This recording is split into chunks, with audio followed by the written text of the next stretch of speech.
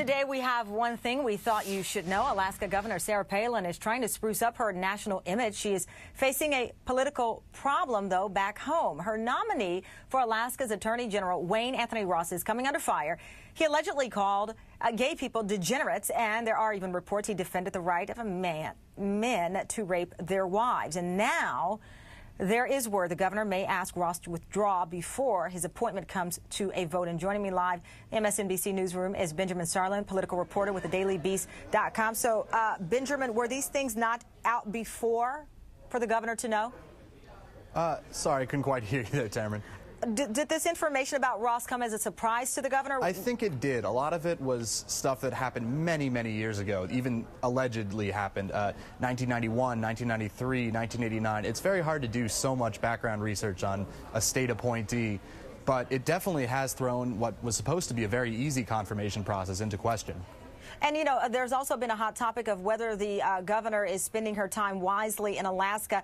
She said because of a scheduling conflict, she would not be attending this summer a Republican fundraiser, but she has agreed to attend an event in Indiana for a Right to Life organization. She's defending that, and this comes just as the state is taking a look at the spending for the stimulus.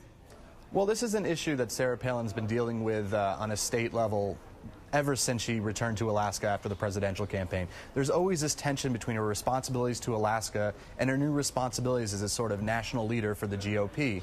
So this is just one of many examples where state lawmakers have very specifically gone after her, saying, oh, she's spending way too much time focused on D.C., or she's taking positions that have nothing to do with what the realities are of Alaska, for example, on the stimulus spending, where she initially rejected it, but her aim mostly at Republican primary voters in 2012. Well, her supporters are calling this a politically charged shot in the dark. But here again, she turned down one event because of her state business, she said. But she's got this battle over the stimulus. It's going to be a short period of time, just a day or two, and she's taking this event.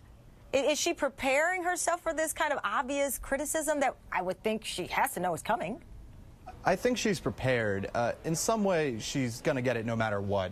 Anything she does at the state level is always going to be scrutinized by this additional level of what does it mean for her national ambitions?